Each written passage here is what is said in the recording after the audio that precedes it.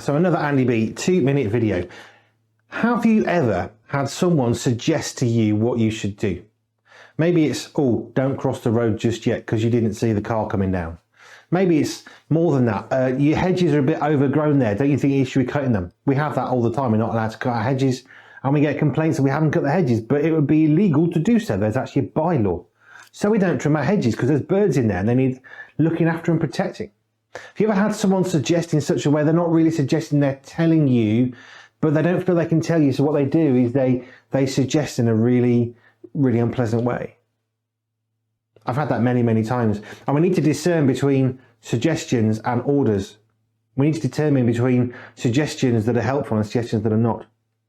Obedience and sacrifice is one of those bits of scripture that if you only ever stick to the New Testament, you're going to miss such amazing gems. All the gems that you're enjoying in the New Testament, but all the people who wrote the New Testament you enjoyed in the Old Testament. And one of those gems in the Old Testament is this: to obey is better than sacrifice.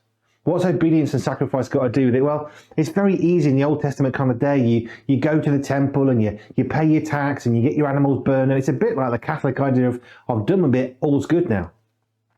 And one of the beauties of what Jesus did on the cross is it gave us a personal relationship with Jesus Christ. And the thing about obedience and sacrifice is it's very easy to make our lives sacrificial without obeying God. We sacrifice our money, we give to charity, we do good things, we help people, we trim next door's garden, but none of those things is going to get you into heaven. We can't ever do enough good to overcome the evil of who we have been and are and will be without what Jesus did for us.